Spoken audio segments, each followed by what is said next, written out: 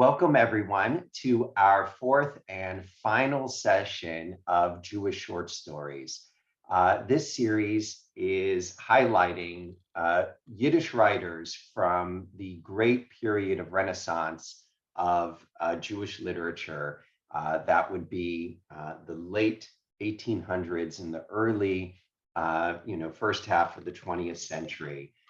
Both in Europe and then ultimately in America. And today's, we've been featuring two stories, short stories every session. And today that is our plan as well. Although if there is time, I do have a third to sneak in, but we will see. Today, we are going to be featuring Isaac Bashevis Singer and Moyshe Nadir. So let's begin with our first of the two stories. We're starting with a long story and then ending with an especially short story. This Isaac Bashevis Singer, we are right now featuring the most famous writer, and we're going to feature his most famous piece. So this really is the exemplar of this whole genre of literature. And Isaac Bashevis Singer really comes to the climax of this era. He would really be, I'd say, chronologically, he's the most recent of all of our writers, and he will really mark the end of this epic, really the last to be writing primarily in Yiddish. Though in the end of his life, he would do his own translations into English with collaborators. He continued to write first in Yiddish, even though he lived in America for decades and decades. In fact, the majority of his life ultimately was lived in America. He continued to write in Yiddish. So a word about Isaac Bashevis Singer. I could talk to you about his background, but we've already learned his background because we talked about his family and his upbringing when we read and studied his two older siblings, I.J. Singer, who wrote A Stranger, and Esther Singer Kreitman, who was the author of A New World from 2 days ago. So since he was their younger sibling, we know that he was born in Poland in a village near Warsaw. But he, his parents moved into Warsaw while he was still at home. So he had an upbringing in Warsaw that his older siblings did not have.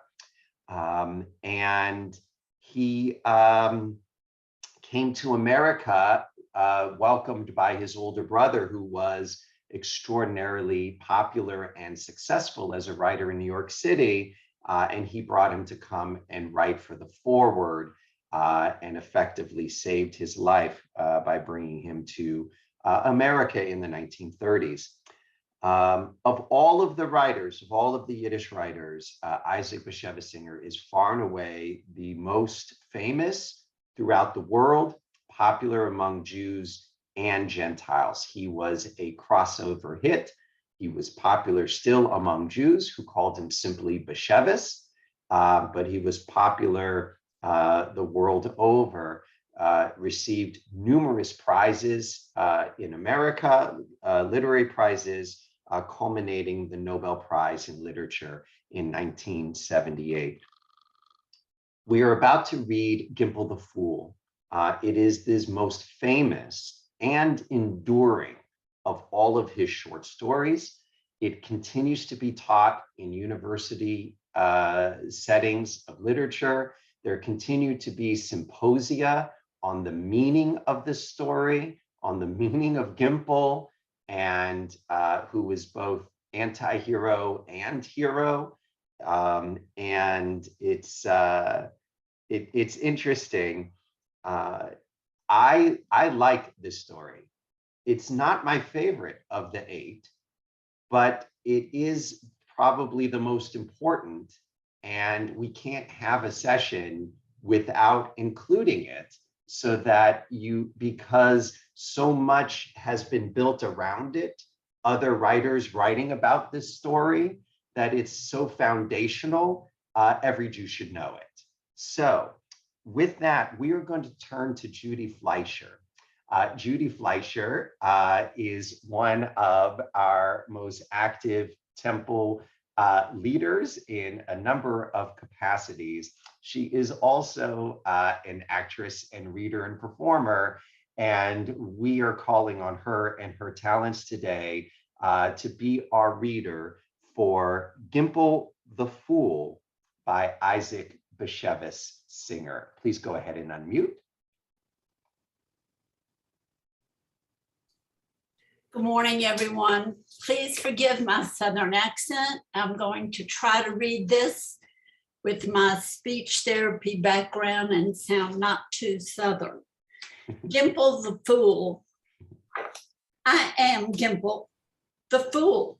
I don't think myself a fool. On the contrary, that's what folks call me. They gave me the name while I was still in school. I had 7 names in all: imbecile, donkey, flaxhead, dope, glump, ninny, and fool. The last name stuck. What did my foolishness consist of? I was easy to take in. They said, Gimpel, you know the rabbi's wife has been brought to childbed, so I skipped school. Well, it turned out to be a lie. How was I supposed to know? So she hadn't had a big belly, but I never looked at her belly. Was that really so foolish? The gang laughed and hee-hawed, stomped and danced and chanted a goodnight prayer. And instead of the raisins they give when a woman's lying in, they stuffed my hand full of goat turds. I was no weakling. If I slapped someone, he'd see all the way to Krakow. But I'm really not a slugger by nature. I think to myself, let it pass. So they take advantage of me. I was coming home from school and heard a dog barking. I'm not afraid of dogs, but of course I never want to start up with them. One of them may be mad, and if he bites, there's not a tartar in the world who can help you. So I made tracks. Then I looked around and saw the whole marketplace wild with laughter. It was no dog at all, but Wolf Lee, the thief. How was I supposed to know it was he? It sounded like a howling bitch. When the pranksters and leg pullers found that I was easy to fool, every one of them tried his luck with me. Gimpel, the Tsar is coming to Frampol. Gimpel, the moon fell down in turban. Gimpel, little whole fur piece, found a treasure behind the bathhouse. And I, like a gull, believed everyone. In the first place, everything is possible, as it is written in the wisdom of the fathers. I've forgotten just how. Second, I had to believe when the whole town came down on me. If I ever dared to say, oh, you're kidding, there was trouble. People got angry. What do you mean? You want to call everyone a liar? What was I to do? I believed them, and I hope at least that did them some good. I was an orphan. My grandfather, who brought me up, was already bent toward the grave. So they turned me over to a baker, and what a time they gave me there. Every woman or girl who came to bake a pan of cookies or dry a batch of noodles had to fool me at least once.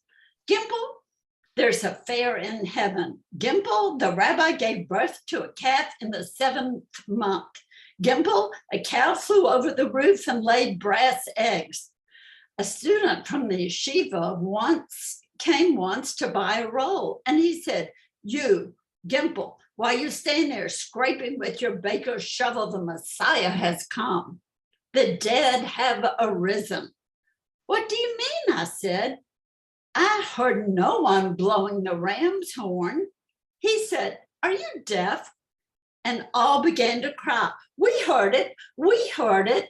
Then in came Ritzy, the candle dipper, and called out in her hoarse voice, Gimpel, your father and mother have stood up from the grave. They're looking for you. To tell the truth, I knew very well that nothing of the sort had happened.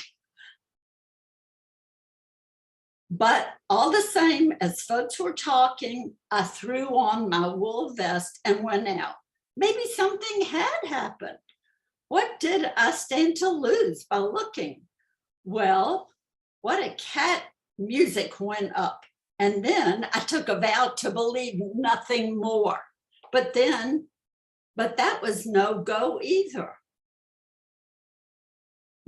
So I didn't know big N from small. I went to the rabbi to get some advice. He said, it is written, better to be a fool all your days than for 1 hour to be evil.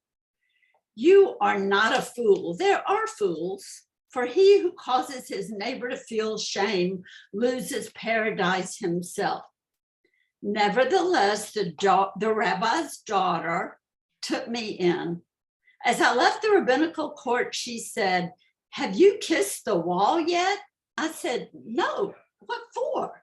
She answered, it's a law. You've got to do it after every visit. Well, there didn't seem to be any harm in it. And she burst out laughing. It was a fine trick. She put one over on me, all right. I wanted to go off to another town, but then everyone got busy matchmaking and they were after me. So they nearly tore my cat's tail off. They talked at me and talked till I got some water on the ear. She was no chaste maiden, but they told me she was virgin pure. She had a limp and they said it was deliberate from coyness. She had a bastard. They told me the child was her little brother. I cried, you're wasting your time. I'll never marry that whore.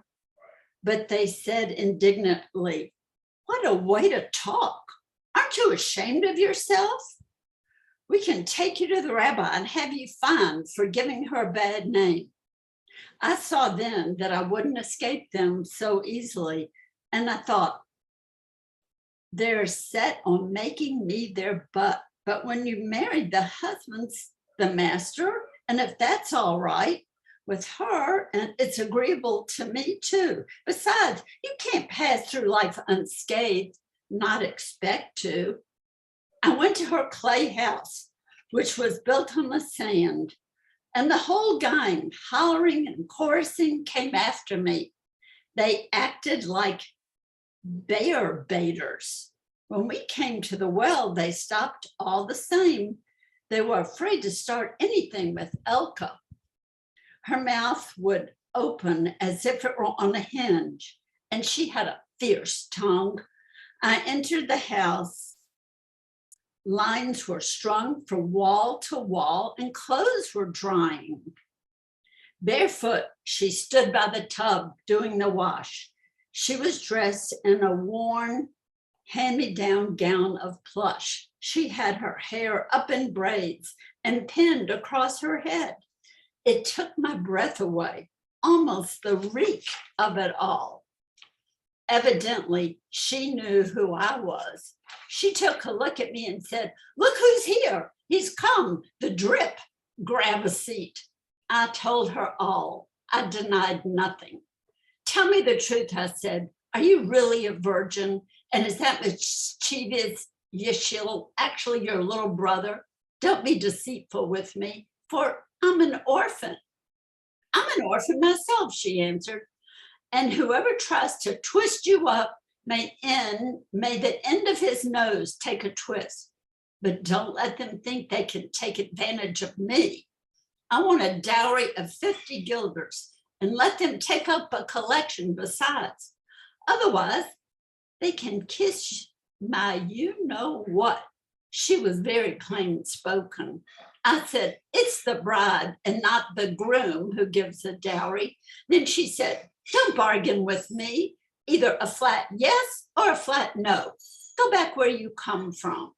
I thought, no bread will ever be baked from this dough.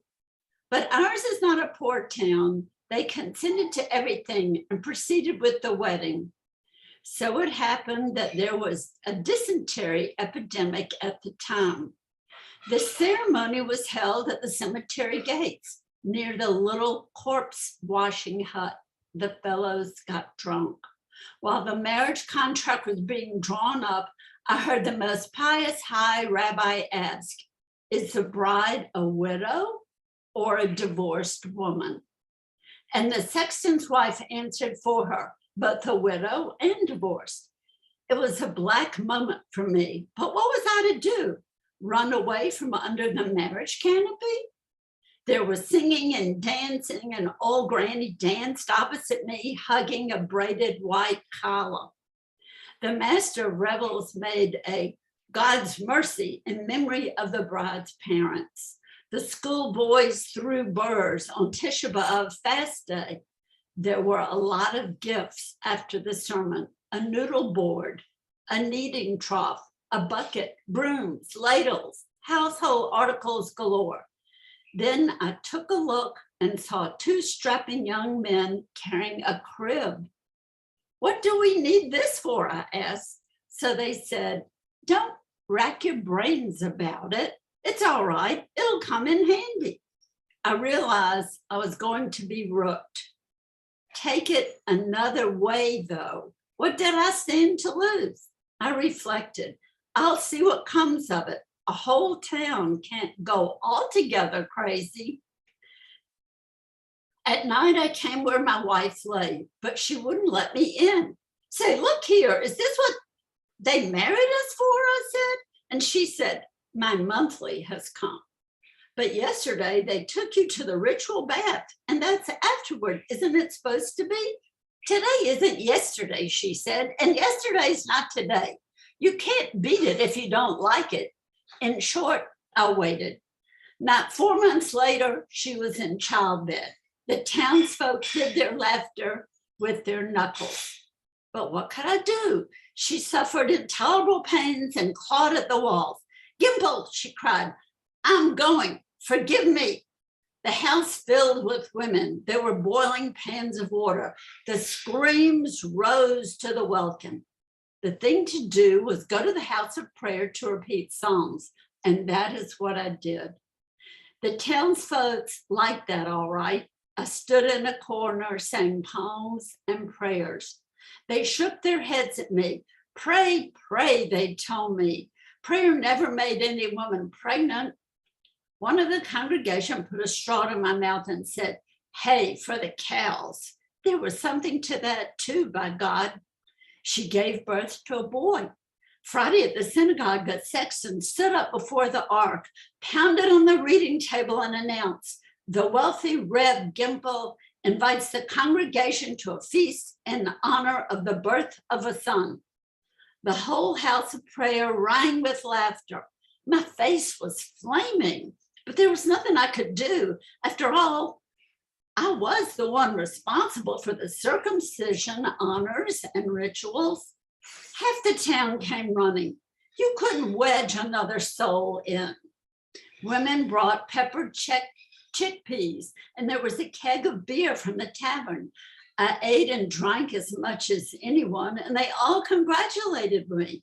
Then there was a circumcision, and I named the boy after my father. May he rest in peace. When all were gone and I was left alone with my wife, she thrust her head through the bed curtain and called me to her. Gimpel, she said, why are you so silent? Has your ship gone and sunk? What shall I say? I answered. A fine thing you've done to me. If my mother had known of it, she'd have died a second time. She said, are you crazy or what? How can you make such a fool, I said, of one who should be the Lord and Master? What's the matter with you, she said. Have you taken it into your head to imagine? I saw that I must speak bluntly and openly. Do you think this is the way to use an orphan, I said. You've born a bastard, she answered. Drive this foolishness out of your head. The child is yours. How can he be mine, I argued. He was born 17 weeks after the wedding. She told me then that he was premature. I said, isn't he a little too premature? She said she had had a grandmother who carried just a short time, and she resembled this grandmother of hers as one drop of water does another. She swore to it with such oaths that you would have believed a peasant at the fair if he had used them. To tell the plain truth, I didn't believe her, but when I talked it over the next day with the schoolmaster, he told me that very same thing had happened to Adam and Eve. 2 went up to bed and 4 they descended. There isn't a woman in the world who is not the granddaughter of Eve, he said. That was how it was. They argued me dumb, but then who really knows how such things are? I began to forget my sorrow. I loved the child madly, and he loved me too. As soon as he saw me, he'd wave his little hands and want me to pick him up. And when he was colicky, I was the only one who could pacify him. I bought him a little bone teething ring and a little gilded cap. He was forever catching the evil eye from someone. And then I had to run get one of those abracadabras for him that would get him out of it. I worked like an ox. You know how expenses go up when there's an infant in the house. I don't want to lie about it. I didn't dislike Elka either, for that matter. She swore at me and cursed, and I couldn't get enough of her. What strength she had. One of her looks could rob you of the power of speech. And her orations, pitch and sulfur, that's what they were full of, and yet somehow also full of charm. I adored her every word. She gave me bloody wounds, though. In the evening, I brought her a white loaf as well as a dark one, and also poppy seed rolls I baked myself. I thieved because of her and swiped everything I could lay hands on. Macaroons, raisins, almonds, cakes. I hope I may be forgiven for stealing from the Saturday pots the women left to warm in the baker's oven. I would take out scraps of meat, a chunk of pudding, a chicken leg or a head, a piece of tripe, whatever I could nip quickly. She ate and became fat and handsome. I had to sleep away from home all during the week at the bakery. On Friday nights when I got home, she always made an excuse of some sort. Either she had heartburn or a stitch in the side or hiccups or headaches. You know what women's excuses are. I had a bitter time of it. It was rough. To add to it, this little brother of hers, the bastard, was growing bigger. He'd put lumps on me, and when I wanted to hit back, she'd open her mouth and curse so powerfully, I saw green haze floating before my eyes. 10 times a day, she threatened to divorce me. Another man in my place would have taken French leave and disappeared. But I'm the type that bears it and says nothing. What's one to do? Shoulders are from God, and burdens too. One night, there was a calamity in the bakery. The oven burst. We almost had a fire. There was nothing to do, so I went home. Let me, I thought, also taste the joy of sleeping in bed in midweek. I didn't want to wake the sleeping mite and tiptoed in the house. Coming in, it seemed to me that I heard not the snoring of one, but as it were, a double snore. One thin enough snore, and the other like the snoring of a slaughtered ox. No, I didn't like that. I didn't like it at all. I went up to bed and things suddenly turned black. Next to Elka lay a man's form. Another in my place would have made an uproar and enough noise to rouse the whole town. But the thought occurred to me that I might wake the child. A little thing like that, why frighten a little swallow like that, I thought. All right then, I went back to the bakery and stretched out on a sack of flour till morning. I never shut an eye. I shivered as if I had malaria. Enough of being a donkey, I said to myself. Gimpel isn't going to be a sucker all his life. There's a limit, even to the foolishness of a fool like Gimpel. In the morning, I went to the rabbi to get advice, and it made great commotion in the town. They sent the beadle for Elka right away. She came carrying the child. And what do you think she did? She denied it, denied everything, bone and stone. He's out of his head, she said. I know nothing of dreams or divinations. They yelled at her, warned her, hammered on the table, but she stuck to her guns. It was a false accusation, she said. The butchers and the horse traders, they took her part. One of the lads from the slaughterhouse came by and said to me, we've got our eye on you. You're a marked man. Meanwhile, the child started to bear down and soiled itself. In the rabbinical court, there was an Ark of the Covenant, and they couldn't allow that. So they sent Elka away. I said to the rabbi, what shall I do? You must divorce her at once, said he. And what if she refuses, I asked. He said, you must serve the divorce. That's all you have to do. I said, well, all right, Rabbi, let me think about it. There's nothing to think about, he said. You mustn't remain under the same roof with her. And if I want to see the child, I asked, let her go, the harlot, he said, and her brood of bastards with her. The verdict he gave was that I mustn't even cross her threshold, never again, as long as I should live. During the day, it didn't bother me so much. I thought it was bound to happen. The abscess had to burst. But at night, when I stretched out upon the sacks, I felt it all very bitterly. A longing took me for her and for the child. I wanted to be angry, but that's my misfortune exactly. I don't have it in me to be really angry. In the first place, this was how my thoughts went. There's bound to be a slip sometimes. You can't live without errors.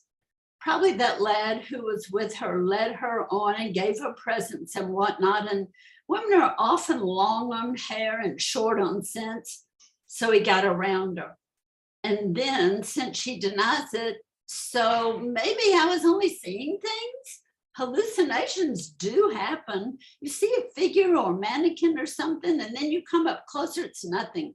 There's not a thing there. And if that's so, I'm doing her an injustice. And when I got so far in my thoughts, I started to weep.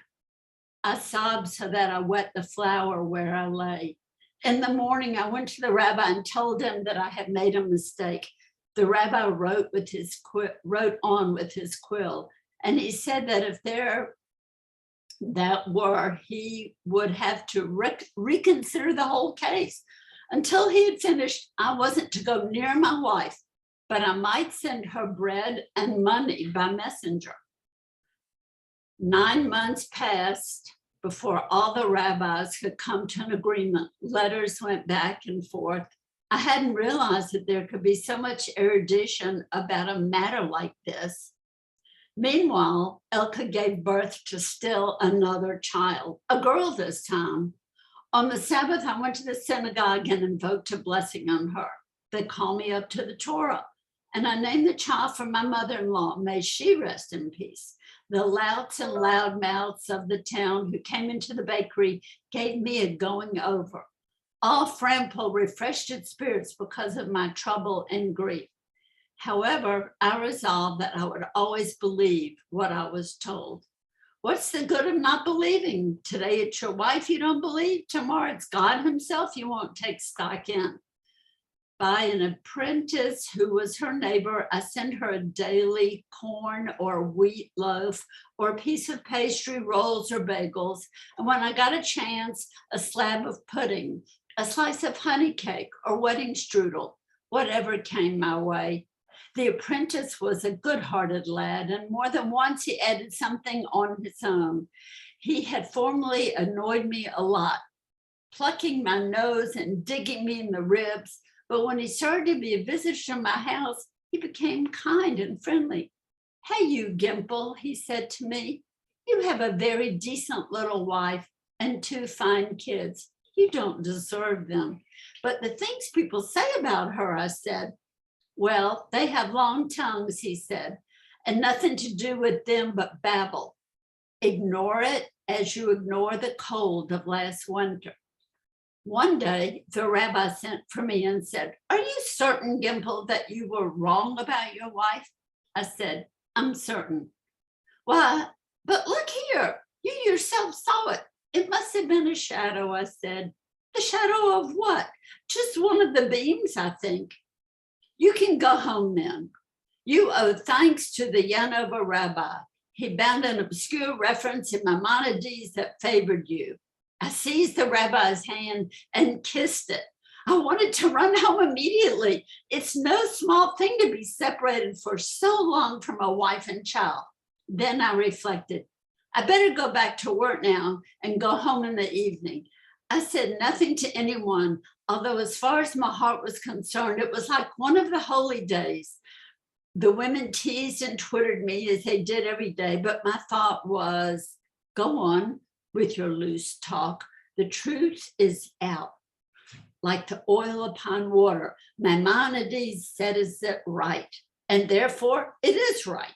At night, when I had covered the dough to let it rise, I took my share of bread and a little sack of flour and started homeward. The moon was full and the stars were glistening, something to terrify the soul. I hurried onward, and before me darted a long shadow. It was winter, and a fresh snow had fallen. I had a mind to sing, but it was growing late, and I didn't want to wake the householders. Then I felt like whistling, but remember that you don't whistle at night because it brings the demons out. So I was silent and walked as fast as I could. Dogs in the Christian yards barked at me when I passed, but I thought, bark your teeth out. What are you but mere dogs? Whereas I am a man, the husband of a fine wife, the father of promising children. As I approached the house, my heart started to pound as though it were the heart of a criminal. I felt no fear, but my heart went thump, thump. Well, no drawing back. I quickly lifted the latch and went in. Elka was asleep. I looked at the infant's cradle. The shutter was closed, but the moon forced its way through the cracks. I saw the newborn child's face and loved it as soon as I saw it, immediately, each tiny bone. Then I came nearer to the bed, and what did I see but the apprentice lying there beside Elka? The moon went out all at once. It was utterly black, and I trembled. My teeth chattered. The bread fell from my hands, and my wife waked and said, "Who was that? I muttered, "It's me." "Gimpel?" she asked. "How come you're here? I thought it was forbidden." "The rabbi said," I answered, and shook as with a fever. "Listen to me, Gimpel," she said. "Go out to the shed and see if the goat's all right. It seems she's been sick." I'd forgotten to say that we had a goat. When I heard she was unwell, I went into the yard. The nanny goat was a good little creature. I had nearly human feeling for her. With hesitant steps, I went up to the shed and opened the door. The goat stood there on her 4 feet. I felt her everywhere, drew her by the horns, examined her udders, and found nothing wrong. She'd probably eaten too much bark. "Good night, little goat," I said. "Keep well." And the little beast answered with a "ma," as though to thank me for goodwill. I went back. The apprentice had vanished. "Where," I asked, "is the lad?" "What lad?" my wife answered. "What do you mean?" I said. "The apprentice. You were sleeping with him." "The things I have dreamed this night and the night before," she said, "may they come true and lay you low, body and soul. An evil spirit has taken root in you and dazzles your sight." She screamed out, "You hateful creature, you moon calf, you spook, you uncouth man, get out, or I'll scream all Frampo out of bed." Before I could move, her brother sprang out from behind the oven and struck me with a blow on the back of the head. I thought he had broken my neck. I felt that something about me was deeply wrong, and I said, "Don't make a scandal. All that's needed now is that people should accuse me of raising spooks and diebucks." But that was what she had meant. No one will touch bread of my baking. In short, I somehow calmed her. Well, she said, that's enough. Lie down and be shattered by wheels. Next morning, I called the apprentice aside. Listen here, brother, I said, and so on and so forth. What do you say? He stared at me as though I had dropped from the roof or something. I swear, he said, you'd better go to an herb doctor or some healer. I'm afraid you have a screw loose, but I'll hush it up for you. And that's how the thing stood. To make a long story short, I lived 20 years with my wife. She bore me 6 children, 4 daughters and 2 sons. All kinds of things happened, but I neither saw nor heard. I believed, and that's all. The rabbi recently said to me, belief in itself is beneficial. It is written that a good man lives by his faith. Suddenly, my wife took sick. It began with a trifle, a little growth upon the breast, but she evidently was not destined to live long. She had no years. I spent a fortune on her. I have forgotten to say that by this time I had a bakery of my own, and in Frample was considered to be something of a rich man. Daily the healer came. Every witch doctor in the neighborhood was brought. They decided to use leeches, and after that to try cupping. They even called a doctor from Lublin, but it was too late. Before she died, she called me to her bed and said, forgive me, Gimpel. I said, what is there to forgive? You've been a good and faithful wife. Whoa, Gimpel, she said. It was ugly how I deceived you all these years. I want to go clean to my maker, so I have to tell you that the children are not yours. If I had been clouted on the head with a piece of wood, it couldn't have bewildered me more. Whose are they? I asked. I don't know, she said. There were a lot, but they're not yours. And as she spoke, she tossed her head to the side. Her eyes turned glassy, and it was all up with Elka. On her whitened lips, there remained a smile. I imagine that dead as she was saying, I deceived Gimpel. That was the meaning of my brief life. One night, when the period of mourning was done, as I lay dreaming on the flour sacks, there came the spirit of evil himself and said to me, Gimpel, why do you sleep? I said, what should I be doing, eating kreplach? The whole world deceives you, he said, and you ought to deceive the world in your turn.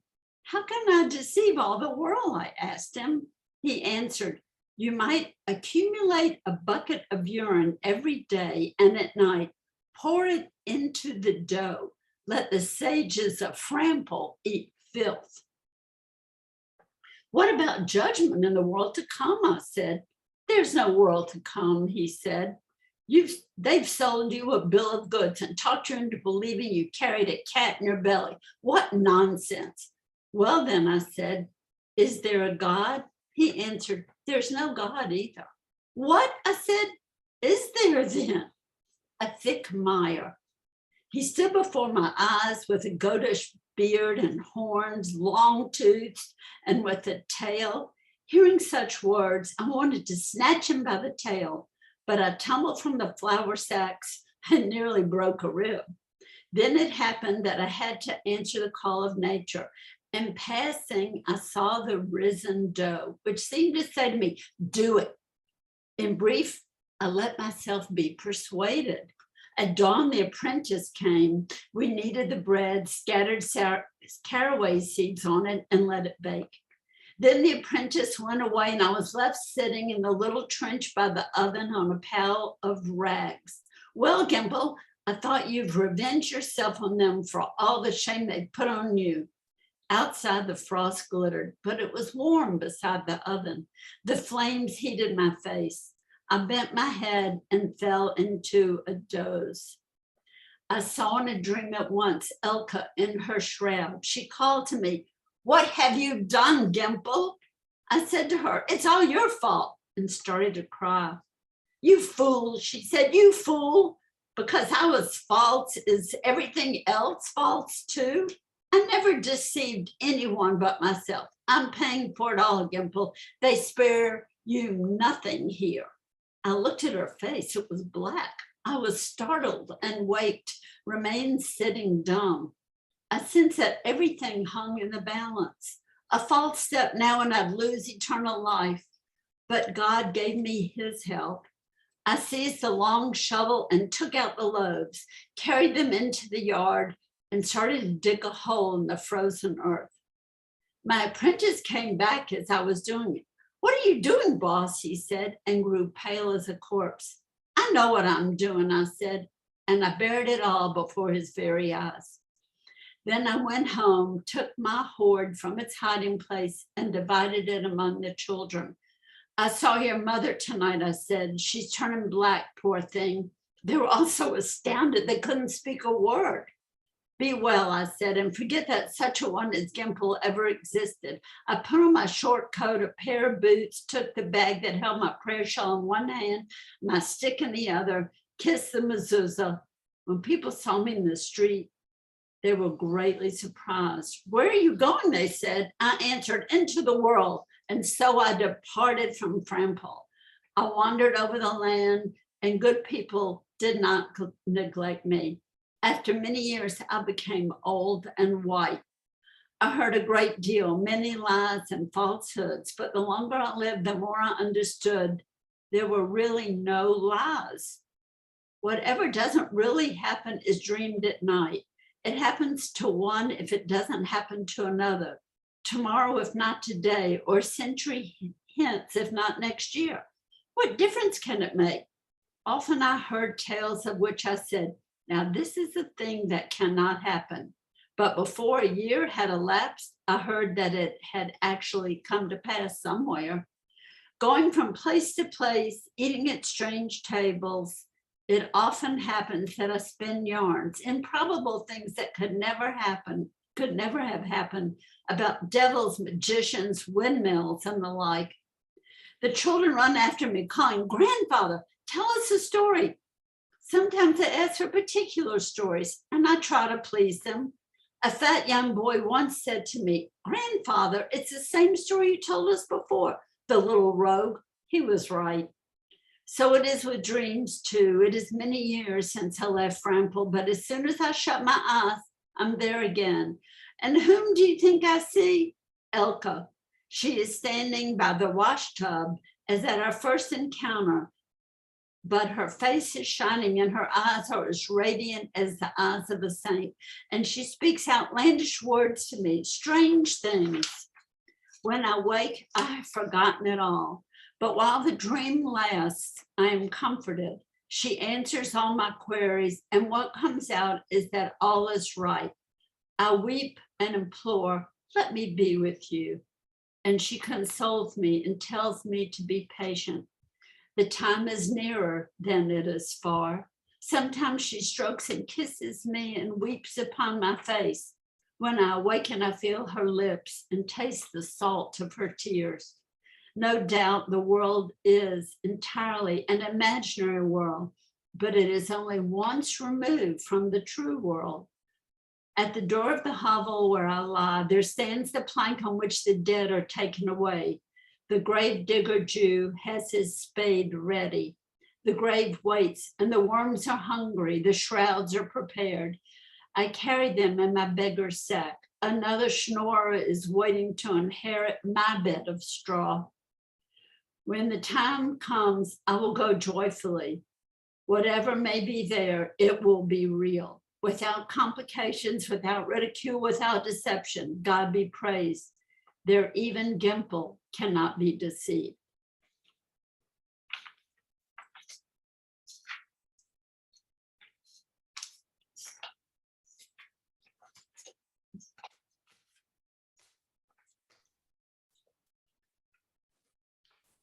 So Judy, of all of our readers, you had the more monumental task of a lengthier story that you read so well, and we're grateful.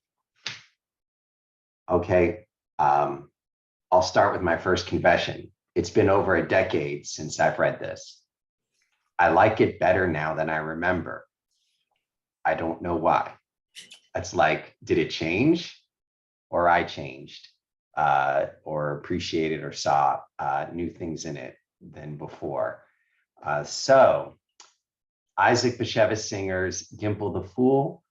We're going to go ahead and open up the floor now for comments and discussion.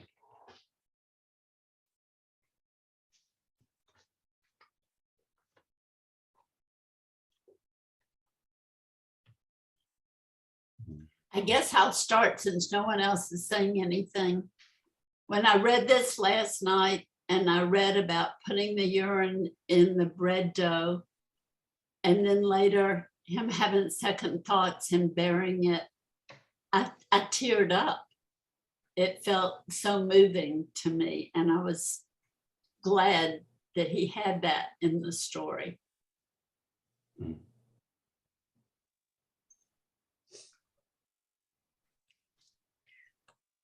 Rabbi Ike has his hand raised. Yeah, I saw Ellen Zippin. Let's do Ike first and then Ellen Zippin. Well, I think we've all had times in life when we would like to punch the bully. Woody Allen once said, what good is hate without revenge? But he doesn't have hate, and that's the key here. He has a great sense, just a wonderful sense of forgiveness. But the story, what I didn't like about the literary part of the story is that it's just over and over and over and over again about how he is gullible and how he believes and all that. And I'm certainly, it brings it home, but it's a ultimate story of being forgiveness and also believing in the afterlife and believing in the good. Really, there must be some good in the world for this man to be so treated that way and just never react. Thank you. Helen. I was wondering what the moral is. What are we trying to be taught in this story? And my thought was that it is that goodness is a reward in and of itself, that you don't need the world cheering you to do the right thing, that is what you should set as how you live your life. And in the end, you will or you won't be rewarded. It almost isn't relevant. The point is you've lived the way you should live, being true to yourself and being a good person. And I was wondering whether other people feel there was a different moral to the story than that, or if that one's totally wrong. Sonia Fuentes and then Jay Steele.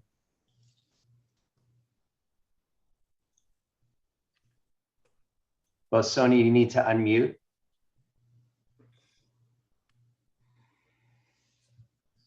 It reminded me of Bunch of Schweik. These were two men who seemed to me not very worthwhile. One never complained about anything that happened to him and never had anything to say. And Gimpel was a fool. So why are these writers writing about them? They are like the least of us. And yet these writers are writing about them, and I can't say that I got it. As I see it, he is the ultimate rationalizer. He rationalizes everything. And rationalization is a defense mechanism. If you can rationalize something, it didn't happen to you. It's a way of protecting yourself. But then at the end of the story, he goes one step further by rationalizing his rationalization.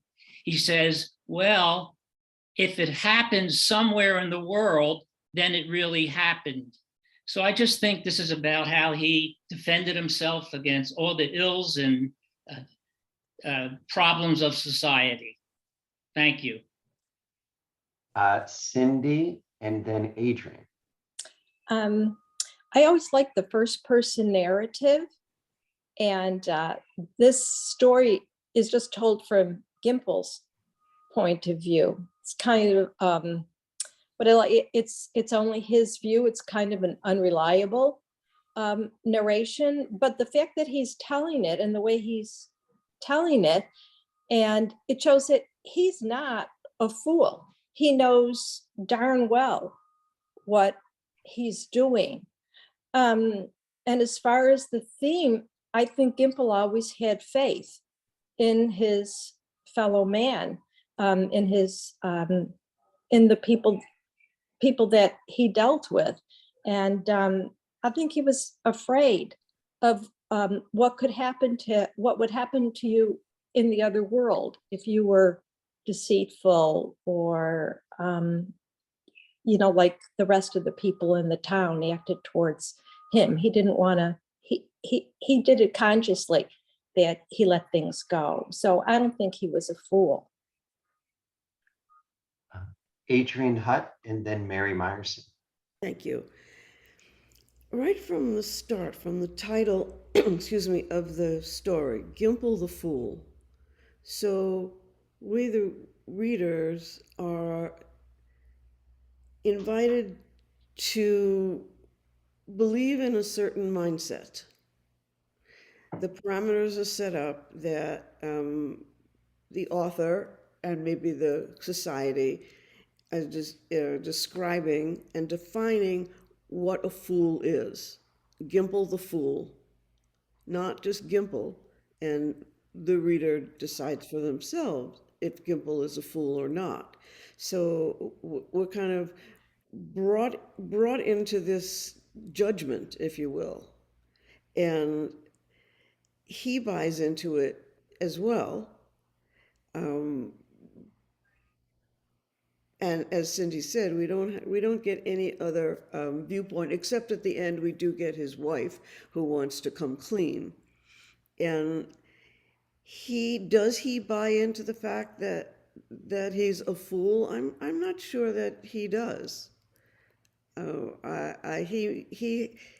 He has his own way of being. He has his own reasons for being. He has his own theories of how to live life and how to live his life. And although he may know really all these children not his children, he loves his children. So it doesn't matter where they came from and that they didn't come from him. And so we're led to believe he's a fool because we're told right from this title of the story, but I'm not sure that he really was. Mary.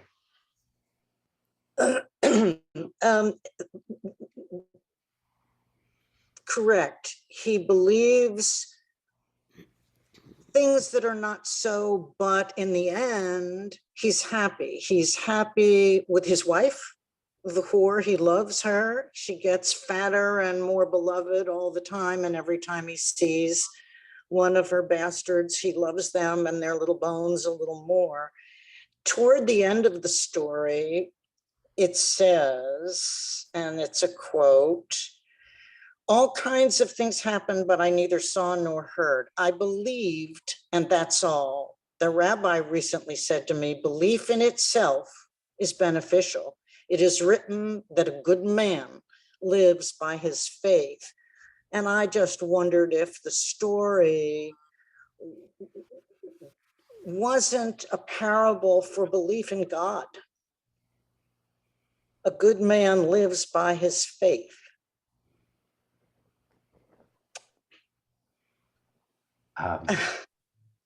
Diane Arch, and then I'll take a turn. Sorry, I had to unmute.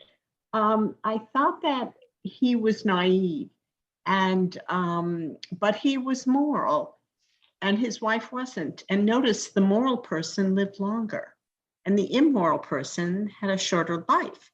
The morality in the story was the rabbi was the moral person in the story. And the rabbi was the hero in some ways in the story, in that he kept, at least gave direction and valid, legitimate direction. But but I think that everybody's points they made have validity and can be and more interesting. So that's it. I'm going to take a turn and then we'll go to Lowell, Fran, and Janet. So Sonia brought up, Bancha Schweig and, Bancha the Silent. And in some ways, the two characters are very similar. They're part of a long-standing tradition in Jewish folklore of the valiant fool. And they are riffing on a theme that precedes both of them. But they take their own particular spin on it. And I believe that while Bancha and Gimpel are in fact very similar, that the world abuses and takes advantage of them and has little regard for them, the authors, I believe, have an exact opposite opinion of them, and the moral that they pull from their lives, I think, is the opposite. With Bancha, it frustrated all of us that that he just accepted everything and he didn't grab more or try to express more in life and symbolize the whole generation lost in the Holocaust for us to read after the Holocaust. It really upset a number of members of our class, in some ways how it anticipated that acceptance and how and the loss that we suffered. Here, Isaac Bashevis Singer seems to herald Gimpel as the actual wise one, whereas Bancha disappointed everybody. Gimpel gets the last word and the last laugh. Gimpel is a fool, but it's in a postmodern, post-rational perspective that everything that we thought was right and true maybe isn't. And maybe Gimpel is the wisest of all of them for knowing that fiction and reality are blurred and that everybody believes in stuff. In the end, he's a storyteller. Everybody loves stories. He just loved fictions more than anybody. And maybe we all embrace certain fictions. Like, you can't stay in a marriage unless you just focus on the good and put aside the bad. Like, you can't love your children if you don't focus on the good and put out of your head the bad. It's just Isaac Bashevis Singer took these sort of truisms and pushed them to like the most radical extreme of the guy who's just sort of willing to believe anything because the belief is better than the reality. And Isaac Bashevis Singer, it seems in his life, in terms of the message that he's giving, is he was kind of politically conservative and was very suspicious of the socialism and the communism and all of the movements, especially the liberal movements that his comrades, his friends, his Lower East Side and then Upper West Side peers, what they all embraced, he didn't. And I think he is trying to point out that these smart alecks who seem to know it all might actually not. And the simpleton Gimpel actually is the owner of a greater truth, which is a free embrace of faith, of belief, of fiction, and not being so consumed with the radical, rational newness of ideas. So there is a thought or two to compare. I'm going to get back now to those who had their hands raised. It will be Lowell, then Fran, then Janet. I've been impressed by everybody's observations of the story, and I'm curious. Did Singer himself ever comment on this tale? Did he give any explanation for his purpose? Most famously, his comment about this story is that I am Gimpel and Gimpel is me. And people ridiculed him for being too cute with that comment. But was he? He personally identifies as Gimpel. I mean, he lived a fascinating life. He didn't live this simple life of loyalty to one woman. Famously, he had many relationships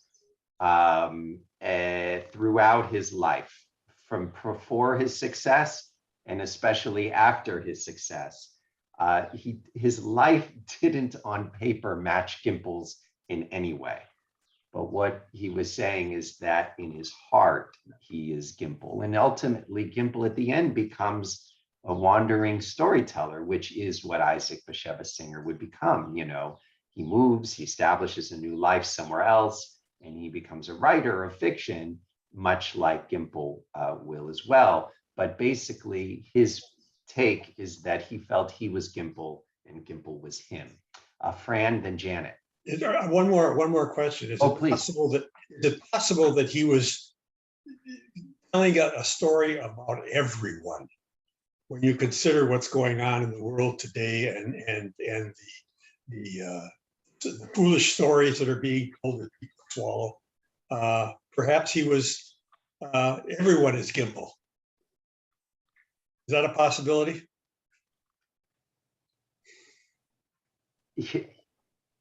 Yes, it's possible. Fran and then Janet.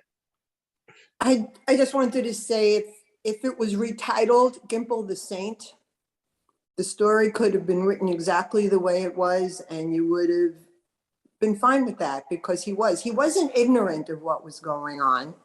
He just chose to ignore it and look at a different view of it. And what you're talking about is somebody that was so simple and so loving and so accepting that he was a saint. Janet, and then Lisa. Oh, Janet, you need to unmute.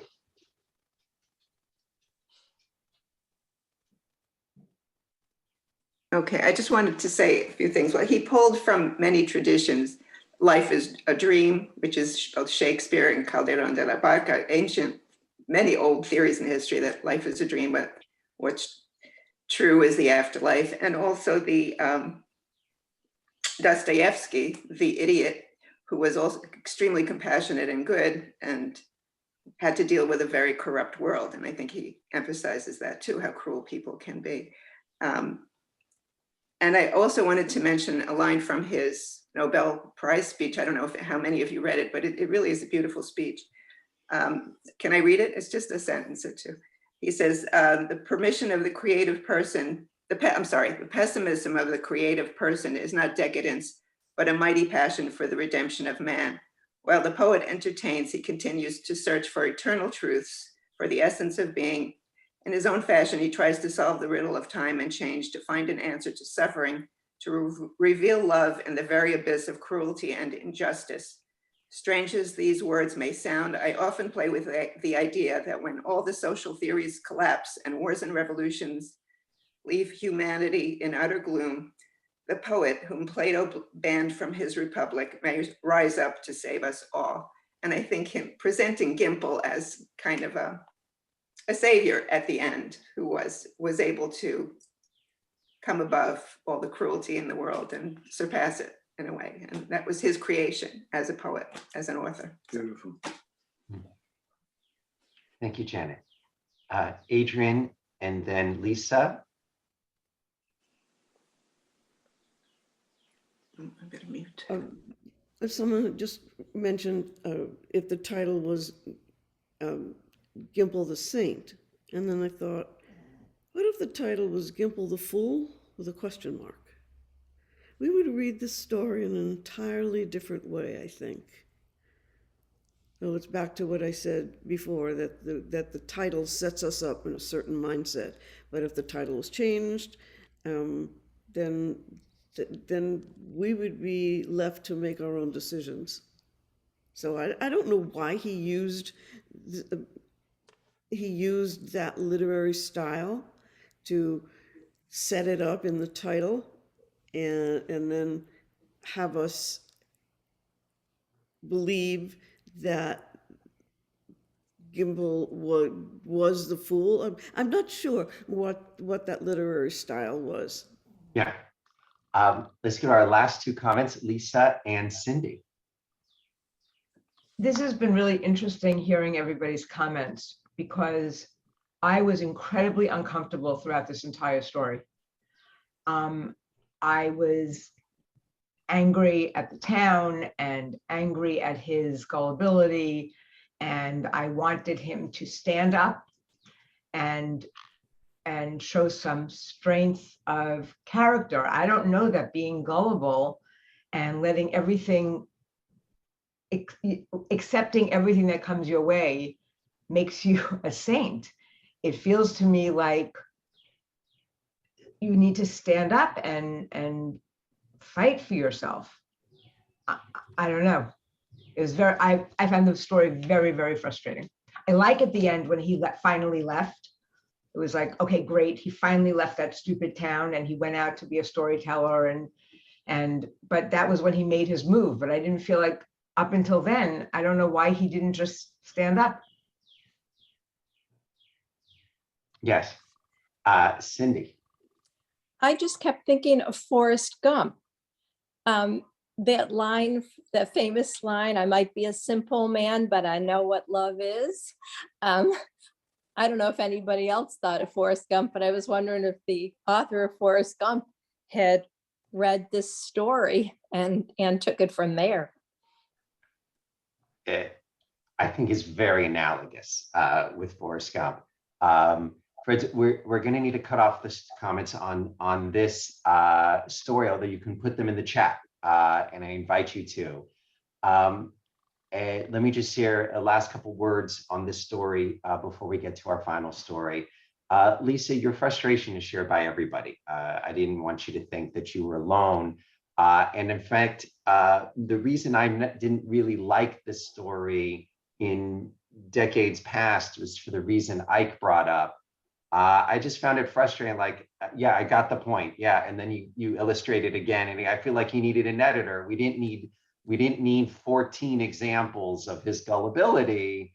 Maybe 4 would have done, maybe 7 would have done. Why did you give us 15? It just felt like unnecessary, but I have to say, I have greater appreciation for it. And now this reading I think I last read it over a decade ago. I liked it better, and it is anger inspiring, the story after the story. It's also, he's so not Jewish. Jews are, rational and reasonable and smart, and we cleverly figure things out. And that's the ideal in so many Jewish stories. The hero is the clever one, and and this flips it in ways that make us uncomfortable. That this backward simpleton is somehow heroic, and we embody him by being in the first person in unsettling ways, because we're forced to live in his body and look out of his eyes and think his thoughts, and they're not natural to us. So it's unsettling, but I liked it better and it's unsettling this time than I remember. And the ambiguity of it, I guess I just to say I like it better. And I want to point out something else in reading it now that it's changed in me. So I learned something that underpins part of the story that I never knew before. So, one of the blessings of the pandemic is that many of us got to take courses or study from scholars in other places by signing up through Zoom for lecture series. And Elaine and I did a whole bunch of lecture series that was actually sponsored by a travel agency, by a Yelid who's done our Israel tours. And one of the series was on a scholar on the poor of Ashkenazic Europe, from this era, from the 18th, 19th, and early 20th century. What was the life of poor people like? The real life, not the nostalgic life. And it was utterly fascinating. Never knew any of this. And one of the lectures was on an institution called the cholera wedding, or the black wedding. And what happened is in a time of plague, that this magical ritual the whole community would take part in. And this happened, and it's recorded in town after town, city after city, including in Jerusalem, in the times of cholera, in the times of plague, in the times of Spanish flu.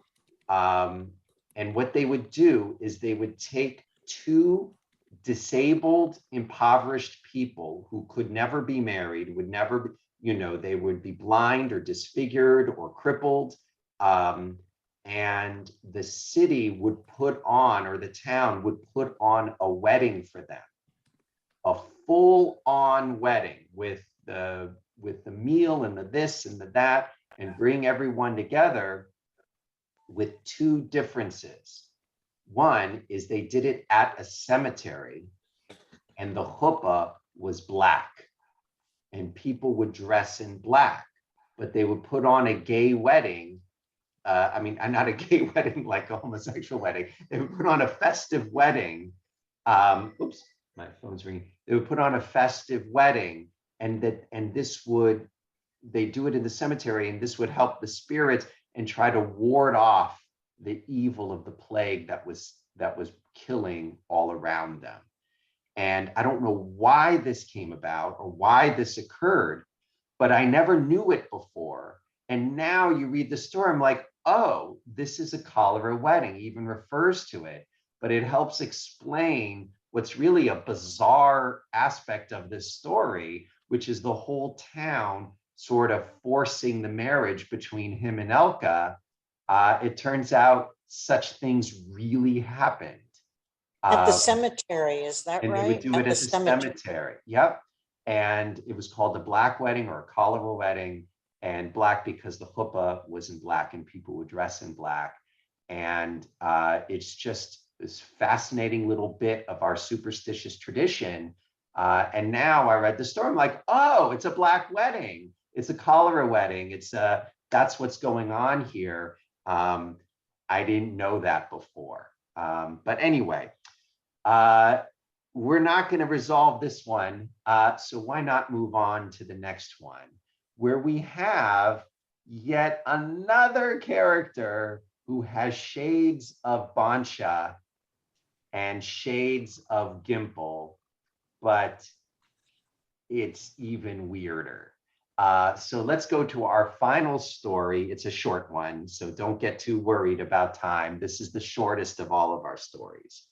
The author is Moyshe Nadir. By the way, we're going back in time again, a half generation earlier, back to sort of the prime of the contemporaries of the people we were reading about before. Moyshe Nadir was born in 1885 in Eastern Galicia. In his time, he probably would have called it Poland. Today, it's in Ukraine, or it was part of the Austro-Habsburg. Who knows what it was? Galicia has been a different country, a different kingdom at different times. Today, it's Western Ukraine near the Polish border where he was born. But he came to America very young, at the age 13 or 14, depending on the sources, and lived his life in New York City. He wrote in Yiddish. I said last week that we're going to read a story that was written in English. I was wrong. I went back. No, this story was written in Yiddish like the others and translated. His name, he was born Yitzchak Reza. And when he came to America, he went by the name Isaac Rice. But he used many, many, many pen names. That was very common with this genre and this time.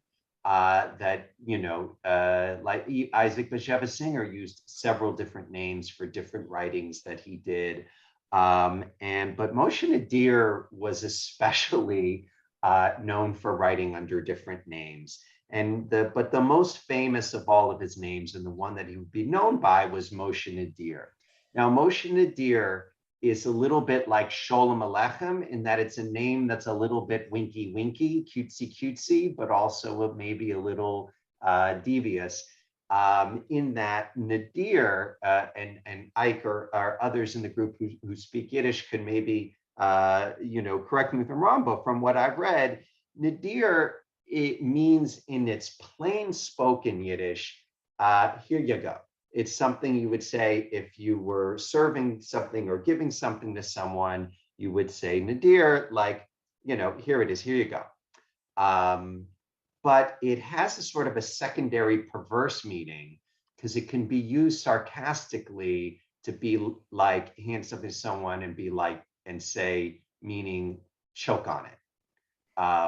And so as a writer, calling yourself Nadir, on the one hand, you're saying like, oh, here you go, I'm offering you something, take it or leave it. On the other hand, he's kind of saying choke on it, like this isn't, I'm enjoying this, you might not enjoy this. He's a witty guy, but his writing, including this piece, is surreal. I'd say he is to writing what Magritte and Salvador Dali, contemporaries, were to painting. It's out there and open even more so to fabulous interpretation. This is personally, to know a little bit of his background, he was a communist, devoutedly, very active in the communist movement, but was the first wave to defect from it. When he saw what happened in Soviet Union and the show trials, he became immediately disillusioned and he led the charge away from communism. So that's sort of an interesting thing about his biography. But we're going to read his short story, The Man Who Slept Through the End of the World. This is by Moyshe Nadir. He died, by the way, in New York in 1943. Our reader will be this guy, me. I'm going to give myself some better light, if you'll excuse me. The man. You're recording? Oh, yeah, the recording is staying on throughout. The Man Who Slept Through the End of the World by Moyshe Nadir. He was always sleepy and always ready to sleep, everywhere, at the biggest mass meetings, at all the concert, at every important convention, he could be seen sitting asleep. And he slept in every conceivable and inconceivable pose. He slept with his elbows in the air and his hands behind his head. He slept standing up, leaning against himself so that he shouldn't fall down. He slept in the theater, in the streets, in the synagogue. Wherever he went, his eyes would drip with sleep. Neighbors used to say that he had already slept through 7 big fires. And once, at a really big fire, he was carried out of his bed, still asleep, and put down on the sidewalk. In this way, he slept for several hours until a patrol wagon came along and took him away. It was said that when he was standing under the wedding canopy and reciting the vows, "Thou art to me," he fell asleep at the word sanctified. And they had to beat him over the head with brass pestles for several hours to wake him up. And then he slowly said the next word and again fell asleep. We mention all this so that you may believe the following story about our hero. Once, when he went to sleep, he slept and slept and slept. But in his sleep, it seemed to him that he heard thunder in the streets, and his bed was shaking somewhat. So he thought in his sleep that it was raining outside, and as a result, his sleep became still more delicious. He wrapped himself up in his quilt and in his warmth. When he awoke, he saw a strange void. His wife was no longer there. His bed was no longer there. His quilt was no longer there. He wanted to look through the window, but there was no window through which to look. He wanted to run down the 3 flights and yell help, but there were no stairs on which to run and no air in which to yell. And when he wanted merely to go out of doors, he saw that there was no out of doors. Evaporated. For a while, he stood there in confusion, unable to comprehend what had happened. But afterward, he bethought himself, I'll go to sleep. He saw, however, that there was no longer any earth on which to sleep. Only then did he raise 2 fingers to his forehead and reflect. Apparently, I've slept through the end of the world. Isn't that a fine how do you do? He became depressed. No more world, he thought. What will I do without a world? Where will I go to work? And how will I make a living? Especially now that the cost of living is so high and a dozen eggs cost $1.20, and who knows if they're even fresh? And besides, what will happen to the $5 the gas company owes me? And where has my wife gone off to? Is it possible that she too has disappeared with the world and with the $30 pay I had in my pockets? And she isn't by nature the kind that disappears, he thought to himself. And what will I do if I want to sleep? On what will I stretch out if there isn't any world? And maybe my back will ache. And who'll finish the bundle of work in the shop? And suppose I want a glass of malted. Where will I get it? He thought, have you ever seen anything like it? A man should fall asleep with the world under his head and wake up without it? As our hero stood there in his underwear, wondering what to do, a thought occurred to him. To hell with it. So there isn't any world. Who needs it anyway? Disappeared is disappeared. I might as well go to the movies and kill some time. But to his astonishment, he saw that together with the world, the movies had also disappeared. A pretty mess I made here, thought our hero, and began smoothing his mustache. A pretty mess I made here, falling asleep. If I hadn't slept so soundly, he taunted himself, I would have disappeared along with everything else. This way I'm unfortunate. Where will I get a malted? I love a glass in the morning. And my wife, who knows with whom she's disappeared? If it's with that presser from the top floor, I'll murder her, so help me God. Who knows how late it is? With these words, our hero wanted to look at his watch, but couldn't find it. He searched with both hands in the left and right pockets of the infinite emptiness, but could find nothing to touch. I just paid $2 for a watch, and here it's already disappeared, he thought to himself. All right, if the world went under, it went under. That I don't care about. It isn't my world. But the watch, why should my watch go under? A new watch, $2. It wasn't even wound. And where will I find a glass of malted? There's nothing better in the morning than a glass of malted. And who knows if my wife, I've slept through such a terrible catastrophe. I deserve the worst. Help, help, help! Where were my brains? Why didn't I keep an eye on the world and my wife? Why did I let them disappear when they were still so young? And our hero began to beat his head against the void. But since the void was a very soft one, it didn't hurt him. and he remained alive to tell this story. That was The Man Who Slept Through the End of the World by Moyshe Nadir.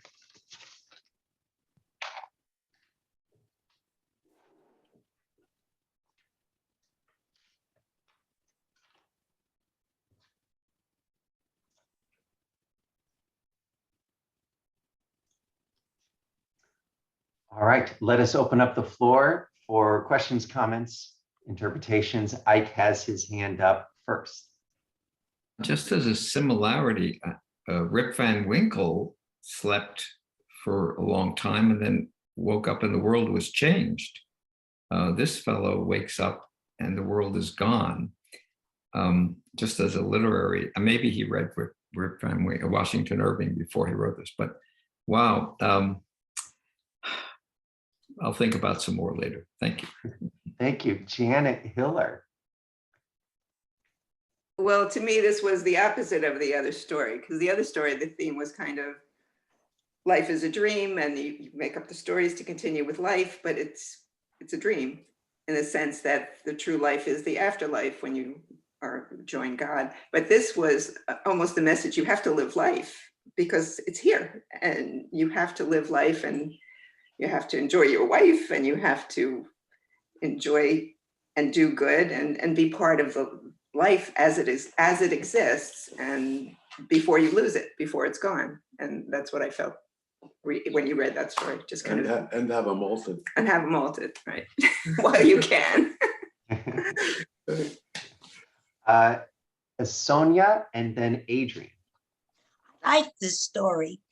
It reminded me of the other story about that was told from the point of view of a fetus, because it's a novel approach. I never thought of what would happen if I woke up one day and everything was gone. My home was gone, everybody I knew was gone, the food was gone, I was there alone. I never thought about that. And this man has thought about that. Yeah, Adrian, and then I'll take a turn. When the story first began, I said, oh, well, he has narcolepsy. I mean, he just falls asleep all the time in any position. But I abandoned that thought. And then I thought, oh, this is like a Twilight Zone episode. And even at the end, I thought it was like a Twilight Zone episode because it didn't really resolve anything. It just left him there. His literary style of like juxtaposing so the hero, and when you hear hero, you have certain emotions. The hero in his underwear. Well, that took a little yes. that just took it down. And then he searched in pockets of infinite emptiness. That really painted a picture for me that infinite, vast. All he could search and search, but he'll find nothing. And then the last one for me was his banging his head against a soft void, not a wall. There's no wall. There's just a soft void. So I like that literary style where he banging his head and you immediately get a picture and then he takes that away from you in a soft void. So it was interesting style. I liked it. Yeah, the style is so clever, and in some ways he's very reminiscent of Sholem Aleichem in his use of the sort of tongue-in-cheek play between the writer and the reader, like we're all in on a little joke together. Like he knows he's writing this little fable referring to our hero. It's kind of he's sort of nodding at us, and at the very end that he's, so that he banged his head, but don't worry, he's still alive, so he could tell this story as if he came back from the void and now is relating what happened. But the world had ended. Like, it doesn't make any sense, and it's fine. It's funny because it's so absurdist, and that he falls asleep all the time is sort of like a prelude. so that you'll believe the story that I'm now about to tell. Like, I wasn't telling the story before. That was just prelude. Now I'm about to really tell the story. It's just funny in ways that Sholem Aleichem plays with you like a rapport between writer and listener, like you guys are in cahoots together in this. And I just also want, I mean, the humor in what he's missing, the great things that he missed when the world disappears, is his wife and malted equally. Like, he goes back and forth to those two. So at least the wife made the top two. It's not like, he was worried about the money he's owed him. He's worried about the work that needs to get done. Like, these things are all considered. He's worried that he has no window and there's no outside. Like, all these things enter his mind, but there's really only two things he really cares about: his loss of his wife and not being able to have a malted. And that's so funny. And of course, what makes him mad is the fact that he bought a watch and never even got a chance to wind it. That's what makes him mad, though. Okay, let's get, I see Ellen Zippin, Jay Steele. Let's go Ellen Zippin, Jay Steele, then Ike. Well, I agree. I thought it was very funny, and I loved the wife and the malted being. Which one do I miss more? But I think, as with Isaac Bashevis Singer, there's a lesson there that he's trying to tell us. Much of what Janet said, that life is here and you better use it because it can disappear. So don't dream your life away. Participate in your life, and that's that. And he's left here so that somebody can point to, this is what happens if you don't live your life. So it was funny, but I thought it also had that message behind it. Jay, then Ike. Yeah, I wrote down some themes that I thought the story illustrated. I thought there was some depression in it. He's sleeping, and people that are depressed sleep a lot. Avoidance, rejection, he's very disillusioned.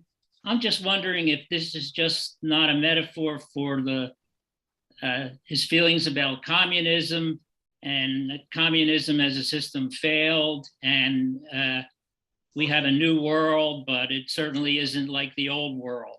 So it's almost a leap of faith saying that what was bad in the old world has gone, and now I'm waking up to a new world. Let's see what tomorrow brings.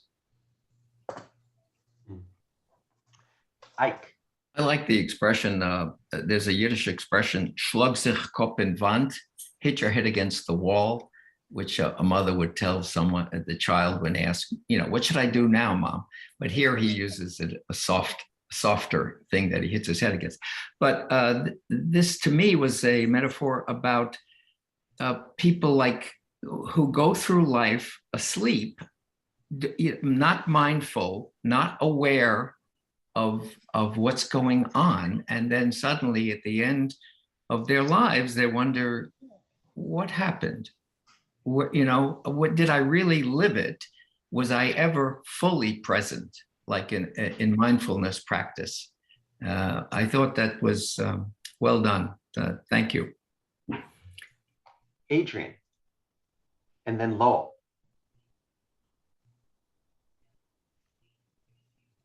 No, I didn't have my hand. I didn't. Oh, you had it. Okay, list up more. Lowell Lacritz. I was wondering whether or not, he wrote this during basically the height of World War II, probably. And from 19. No, it would have been earlier. He died. Oh, was that quite a bit earlier? Yeah. Okay, I thought it maybe he was kind of reflecting on the end of the world based on what was happening in the world during World War II. So I was not aware of the time frame. So I think the point of his story is similar to I.L. Peretz's point with Bunch of the Silent, which is wake up world, like there's big things going on right now, and all you're worried about is the work that needs to be done in your shop and the malted that you're worried about these little mundane things, and the world is ending around us. Like the end of, this was probably around the time of the Communist Revolution and World War I, and tremendous upheaval of old regimes coming to an end, and and he's saying, like, wake up, all you people who are fixated on your day-to-day and your materialism. Like, there's a much bigger thing going on, and you're still focused on these little things. It's like you're sleeping through the great thing that happened. My mother has commented on how she missed the 60s because she was at home taking care of babies, and was even was unaware of what was going on in the world. And it just sort of, it reminds me of that comment of hers, that he's saying, like, stuff is going on, and like all in this, you people are still thinking about these mundane little things, and it's like you're sleeping through the end of the world, I believe is his point. But maybe I'm completely wrong. Maybe he just loves mischief and thought this was really funny, and he didn't mean that. So who's to say? But that's how I read his intent, for right or wrong. Judy Fleischer, please unmute. I just want to kind of summarize my thinking about both of these stories today. But first I want to say about his watch that he didn't get to wind and wear. I thought it was a metaphor for just what you were saying about time and paying attention to what was going on outside the world. But our first story was like, be kind to people. You don't know when they treat you like, so terribly. You don't know what's going on in their life. Why did they treat you so badly? Like, maybe they had an awful time. But then in the second story, it's more like, be aware of what's going on in the world, because things are happening. Wake up, smell the roses, get involved, wind your watch and get on with it and enjoy life and make the most of it. And I just felt like they were bookends for the way we can live, being aware and being kind. I'll point out one other thing that strikes me about the story is his observation about grief and loss is really spot on in terms of the confusion that comes with sudden loss. I imagine all of us have observed at this sometime. As a rabbi, I find myself often in a home or with someone and in the time of great loss. And the strange confusion that comes with that, as the brain is trying to come to terms with it, you see real life people when they all of a sudden will like lose a spouse or lose someone very close to them, and they're simultaneously thinking of sort of the big picture, but also will get strangely fixated on some little thing, like, how am I going to, I got to get the trash out, like, that's, very important. And the kids are like, Mom, it's okay, we'll take the trash. No, someone has to sort the recycling or something. Like, and the kids are like, trying to talk sense into someone who's hyper focused on some like really, but that's what happens when the brain deals with this sudden loss. You sometimes think about these mundane little things, at the same time, you're thinking of the grand big things about what life would be like without, and I feel like his character does this. And in some ways, he's recognizing the loss of his wife and coming to terms with it. And the one point I paused because it went ... when he talks about his wife, and he just goes dumb when he realizes that, but he's still also thinking about the watch and the work that he's got to get done. Like it's, I felt it was really descriptive of what a human goes through in a time of loss, and he hits it on the head, but also makes it a source of comedy, which was kind of clever and interesting, and makes you want to read it again. All right, that's going to come to the end of our series. So here's the thing. Our series is over, but I've had a couple requests for like, why end it now? Like we're having a good time. So I've decided right now, we're going to have an encore. We're going to do one more session, but not right away. But I've got your email addresses. I'm going to let you know. Judith and I will get together and we'll pick a date, maybe, later in the summer or something. We're going to do a 2-story encore, and I've already picked out the stories.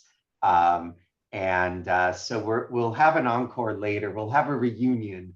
We'll get together. We'll have a good time. Maybe we'll drink malted and have bread with no urine, or kreplach, or we should just, maybe we'll have all the foods that were been mentioned in the stories. We'll drink kvass, and we'll drink kvass and malted, and we'll have a reunion of our class, and we'll share 2 more stories. I've already picked them out, so that's going to come, but it's going to be another month or 2 away, or maybe in the fall we'll have a reunion. So look, you'll get an email, don't fret. But for now, we've come to an end. This has been a fun time, a crazy time. One of these stories happened at the time of cholera. This has been very much a COVID class. We were in person and then on Zoom, and then we planned to be in person, and then we're on Zoom again, and there you have it. But you guys have been fantastic. You've persevered, and I hope you feel rewarded. This is some of the great moments of our heritage. This is of Jewish creativity. And I hope this whetted your appetite to read more. I can share this 2 stories today came from a collection of short stories called A Treasury of Yiddish Stories, a treasury of Yiddish stories. So if you would like to read more, we've got them. And I thank you all for coming, and I look forward to our reunion.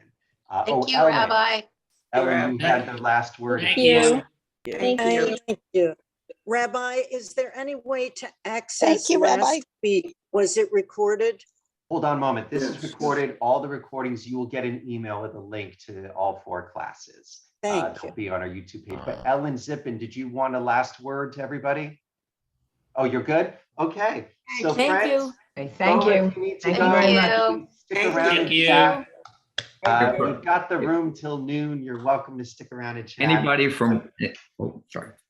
from Brooklyn, it wouldn't be a malt, it'd be an egg cream. Yeah, right. Right? Oh, no, you had them all good, right, Stephen? Didn't you make? No, hold on. My drink began with an H. It was malted. But it was a malted, not an egg cream, right? It was both, actually. They were both, see? Egg creams, yes. Both, Yeah. they were both, egg cream and malted. We had a malted milk maker in our home. Yep, serious malted, see me. When my grandmother would give me something when I was a child, mostly food, she'd say "new." No. Right. New. And I never understood where it was shortened. The Nadir was shortened, I guess, to new. No. I use new. I still use new. It's like new. Like what's happening? No. Ready. My It's mother, only when she gave me something, and she'd say, board. new. No means So- already, okay, you know, Yeah. okay. So, Right. so, Okay. I think also she was inviting a response for you, like, thank you, or I love it. You know, I think Right, maybe exactly. She was, It was an invitation. she was Oh. waiting Yeah. for you to say something. I don't know if you heard me, but my Bye, mother all. Bye, all. hit my head against a wall. Bye, Rose. Bye. Oh, Ellen, we couldn't hear you. Let's I give just want Ellen the to say, floor. My mother, and I never knew where it came from. My mother did used to tell me, go hit my head against a wall. So did mine. That's a Koppenband. Lots of couples. We all did. I heard Gay fucking. It only did partial damage. Ellen, I'll tell you where that expression came from. My father also used to say, go knock your head against the wall because then you'll feel so good when you stop. Right, Yeah. exactly. Exactly. Right. Bye all. Bye. Thank And you. hey, Sei gesund, sei Lisa, gesund, Lisa. Sei gesund. sei gesund. Bye-bye, everybody. Sei gesund. Sei gesund. By the way, I just taught sei gesund to my daughter yesterday. And I taught her both meanings of the phrase. The sei gesund, as I just used it, the positive one, which is, you know, go in health, like a nice little blessing of goodbye, but also the good riddance, like, I don't wish any ill of you, but I'm Oh. glad you're out of my life, like sei gesund, get out of here, because she had a friend who has turned out to be real disappointment. And she says, you know, I don't wish him any evil. I'm just like, I just don't want him in my life anymore. And so I told her to just, you know, sei gesund, it's better that he's out of your life. You know, we don't wish any harm on him. We had some good times together and that was nice, but sei gesund, go your own way. And I don't So- need to see it. And in a sense, a sign of forgiveness. Sei gesund and gay, you know, Yeah, go and away. gay. Yeah, Be yeah, well, and- go. and get out of here. Right. You know, Thank you, don't thank wish you any all. revenge or, you know, but sei gesund, but get out of Okay. here. Like, I don't want to see you again. Bye, So, everybody. yes. All right. Bye-bye, everybody.